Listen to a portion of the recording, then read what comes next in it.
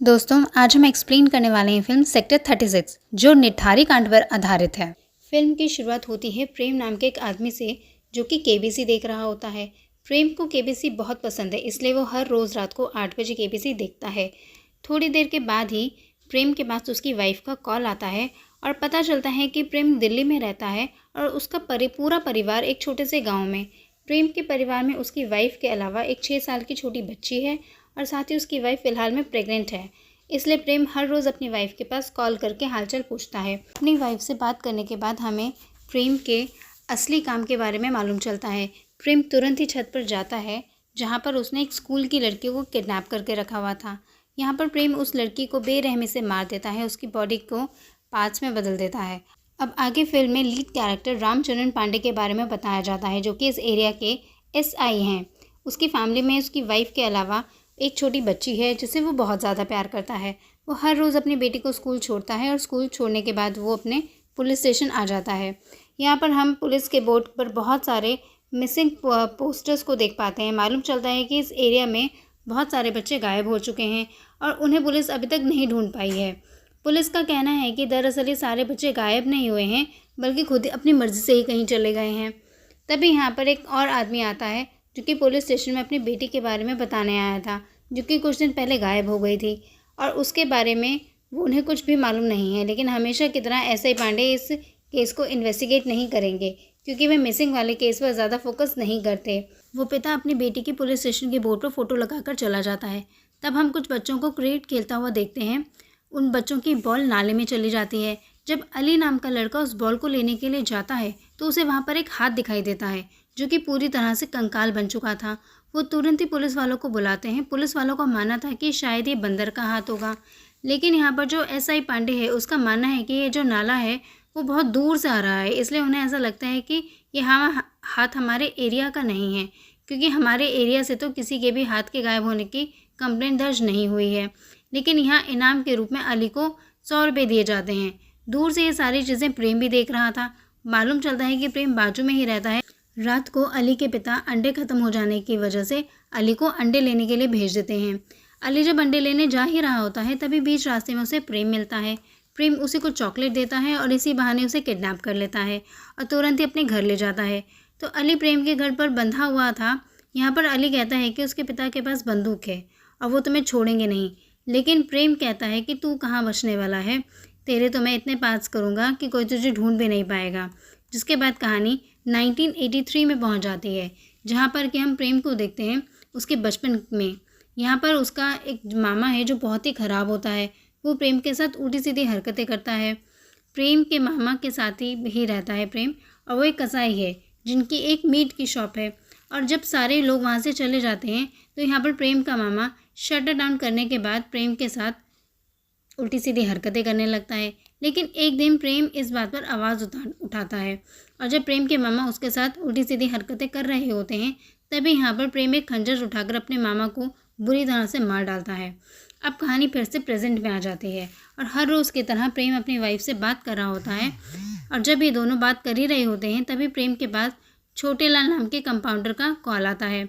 जब प्रेम तुरंत ही उसे मिलने के लिए चला जाता है तो पता चलता है कि प्रेम दरअसल में छोटे लाल को इन बच्चों के ऑर्गन्स देता है, बदले में इन्हें बहुत सारे पैसे मिलते हैं। तो ये बात तो साफ थी कि प्रेम के साथ छोटे लाल भी काम करता है। तो छोटे लाल को ऑर्गन्स देने के बाद जो बॉडी बचती है उसका प्रेम या तो उन्हें दफना देता है या फिर उन्हें नाले में फेंक देता है और घर की पूरी तरह से साफ सफाई भी अच्छे से कर देता है। प्रेम बसी नाम के एक बहुत बड़े आदमी के घर पर नौकर है, लेकिन बसी अक्सर अपने घर पर नहीं रहते हैं, वो अक्सर बाहर ही रहते हैं। जिसके बाद हम हरियाणा में करनाल के सीन को देख पाते हैं।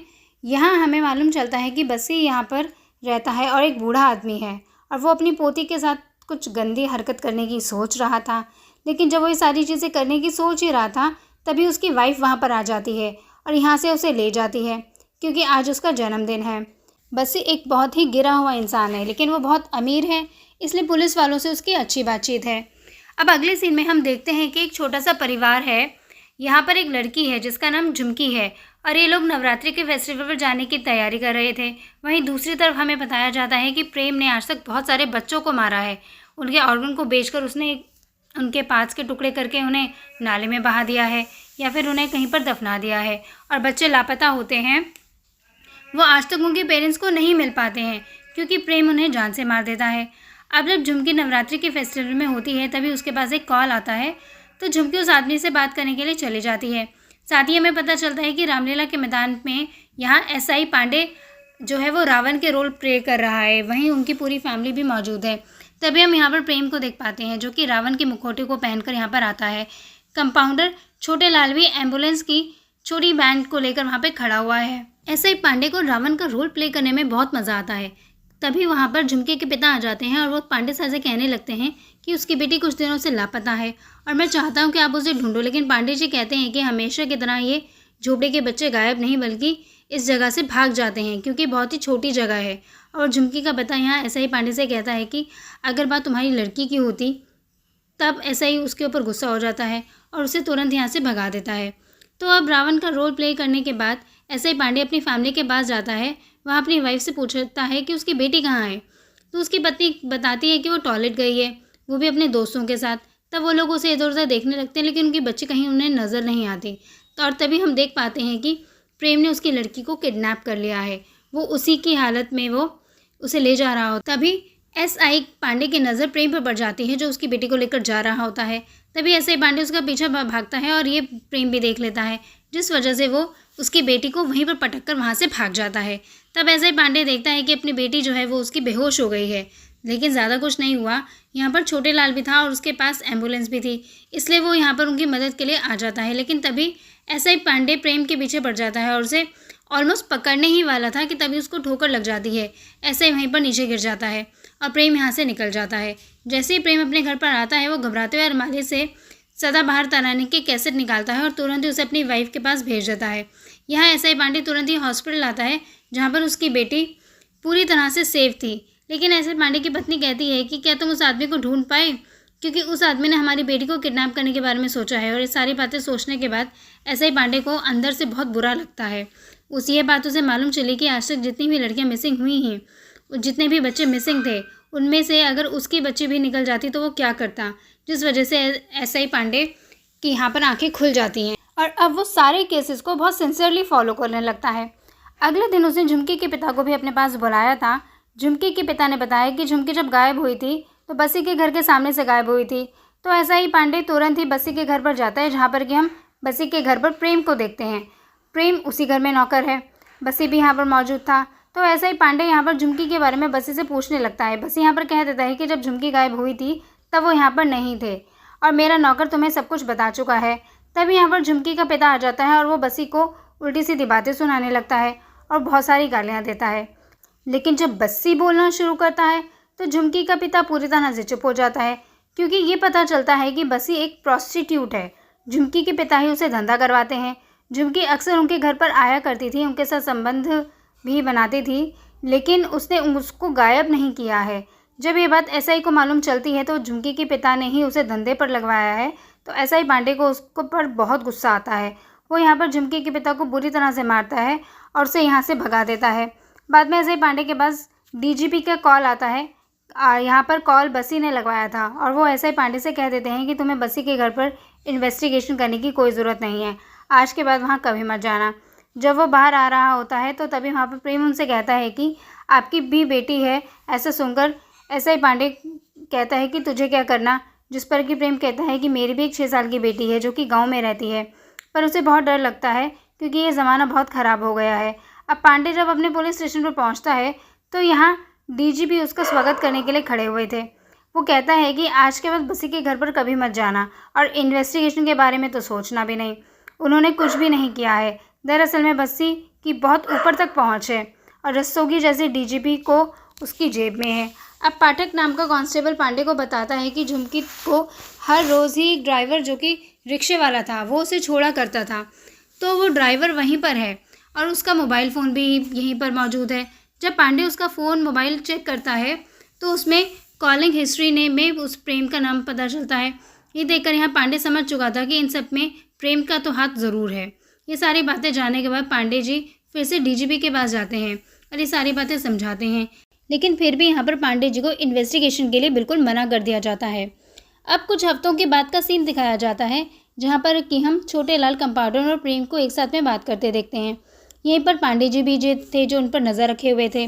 अब पांडे जी और पाठक जब छत पर शराब पी रहे होते हैं, तब यहाँ पर पांडे जी की नज़र पड़ती है छोटेलाल कंपाउंडर पर। उन्हें याद आता है कि रामलीला के मैदान में जब उसकी बेटी किडनैप होने वाली थी, तब छोटेलाल की एम्बुलेंस पहले से ही स्टार्ट थी, मतलब कि इन सब में उसका भी हाथ है।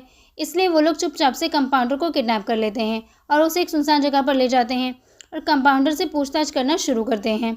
बहुत देर तक कंपाउंडर छोटेलाल कुछ बोलता नहीं है, लेकिन बाद में वो बताता है कि इन सब में प्रेम का हाथ है, उसी ने सब कुछ किया है। अब अलवर के राजस्थान में हम भूपेंद्र नाम के एक आईपीएस को देखते हैं, जिन्हें दरअसल में पांडे जी ने यहाँ पर बुलाया था। क्योंकि रस्तोगी डीजीपी तो उनकी कोई बात नहीं सुन रहे हैं, इसलिए उसे आईपीएस का सहारा लेना पड़ा।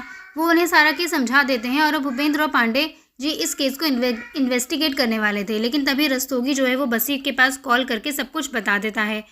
असल में रस्तोगी को भी छोटेलाल कंपाउंडर के बारे में मालूम चल गया था कि वो यहाँ पर किडनैप है, इसलिए उसने बसी के पास कॉल किया और बसी ने यहाँ हरियाणा के एक लोकल जगह पर कॉल किया, जो कि कुछ गुंडे मवाली थे जो बसी के लिए ही काम करते थे। और यहाँ बसी ने लोगों को छोटेलाल कंपाउंडर के बारे में जानकारी दे दी थी।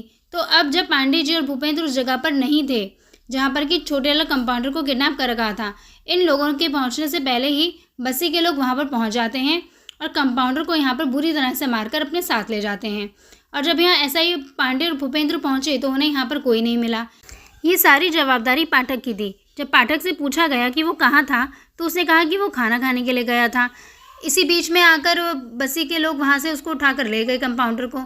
यहाँ पर जो पांडे है वो पाठक को बहुत बुरी तरह से मारता है। बाद में आईपीएस भूपेंद्र कहता है कि हमारे पास अभी भी प्रेम है, हम उससे पूछताछ कर सकते हैं, इसमें रस्तोगी की भी टांग नहीं अड़ाएंगे। इसलिए वो अगले दिन ही प्रेम को पुलिस स्टेशन बुला लेते हैं। जैसे ही प्रेम यहाँ पर एंटर होता है तो वो एंटर होते ही सबसे पहले पांडे जी से कहता है कि मुझे माफ़ कर दीजिए, मुझे पता नहीं था कि वो आपकी लड़की है, वरना मैं उसे किडनैप करने के बारे में सोचता ही नहीं। यहाँ आते ही प्रेम ने एक बात साफ क्लियर कर दी थी कि आपके पास आधे घंटे हैं पूछताछ करने के लिए, क्योंकि 7:30 बज चुके हैं और 8 बजे वो केबीसी का शो देखता है, इसलिए आधे घंटे के अंदर आप सारी पूछताछ कर लीजिए। तो यहाँ पर ज़्यादा टाइम वेस्ट ना करते हुए पांडे जी यहाँ प्रेम से झुमकी के बारे में पूछते हैं कि वो कहाँ पर है। तो प्रेम उन्हें बताता है कि वो गायब नहीं हुई है, बल्कि मैंने उसे जान से मार दिया है। तो अब प्रेम उन्हें सब कुछ बताने लगता है। वो बताता है कि झुमकी से वो प्यार करता था, लेकिन झुमकी कहीं ना कहीं उसे पसंद नहीं करती थी, क्योंकि वो बसी के घर पर नौकर था, जबकि झुमकी का काम तो प्रोस्टिट्यूट वाला ही था।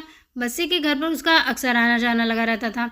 एक दिन जब बसी घर पर नहीं था तो मैंने उसे कॉल किया, क्योंकि मेरा करने का मन था, और अपने घर पर बुला लिया।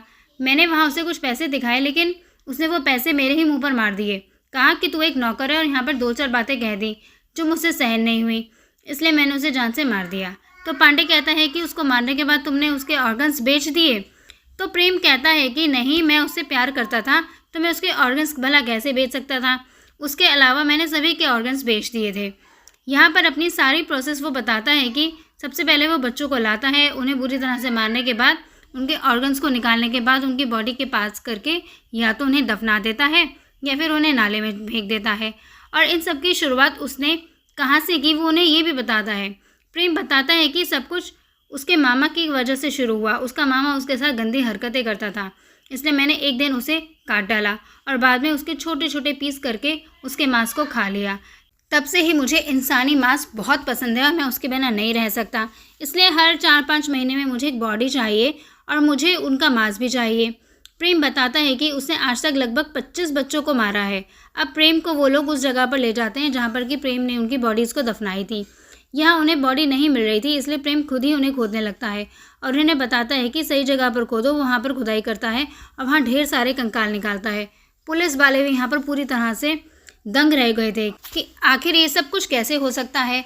नाले से भी बहुत सारे कंकाल निकाले और कई सारे बॉडीज़ के पास पांडे को ऐसा लगा था कि ये दूर से बहकर आ रही हैं, जबकि सारे प्रेम ने पास के ही नाले में डाले थे। अब इन सब की वजह से बसी को भी अरेस्ट कर लिया जाता है। तो अब एक कमेटी बनाई जाती है जहाँ पर कि बसी से पूछताछ होने वाली थी और उस कमेटी का प्रमुख होता है रस्तोगी, और रस्तोगी तो बसी का ही आदमी था। इस वजह से यहाँ बसी को कुछ भी नहीं होता और ये क्लीन चिट मिल चुक जाती है उसको। अब मीडिया के सामने भी रस्तोगी ने मीडिया से कहा था कि इन सब के पीछे प्रेम का हाथ है और बसी का इन सब से कोई लेना देना नहीं है। ये सारी न्यूज़ पांडे भी देख रहा होता है। उसे कहीं ना कहीं सारी चीज़ें बहुत गलत लगी। उसे मालूम है कि इन सब के पीछे बसी का भी हाथ है, इसलिए उसने तुरंत ही भूपेंद्र के पास कॉल किया और उन्हें बताया कि वो एक बार फिर से प्रेम से मिलना चाहता है। तो अगले ही दिन पांडे प्रेम से मिलने के लिए पहुंच जाता है। असल में पांडे यहाँ पर ये जानना चाह रहा था कि इन सब में बसी का भी हाथ है और या नहीं, और मालूम चलता है कि यहाँ प्रेम जो है वो दूसरी बार बाप बन चुका है। पांडे पूछता है कि आखिर तुम अपने परिवार का ख्याल कैसे रखते हो। तो प्रेम उन्हें बताता है कि छोटे लाल कंपाउंडर है, वो टाइम टाइम पर मेरे परिवार वालों को पैसे भेजता रहता है। लेकिन यहाँ पर पांडे उन्हें बताता है कि छोटे लाल कंपाउंडर को बस्सी के लोगों ने मार दिया है और बस्सी ने सारा इल्ज़ाम तुम्हारे ऊपर लगा दिया है, जिस वजह से अब सिर्फ तुम ही अकेले जेल जाओगे। ये सारी बात सुनने के बाद प्रेम ने पांडे को सब कुछ बता दिया, जो कि हमें आगे पता चलता है। अब रात होते ही पांडे तुरंत ही प्रेम के गांव जाने लगता है।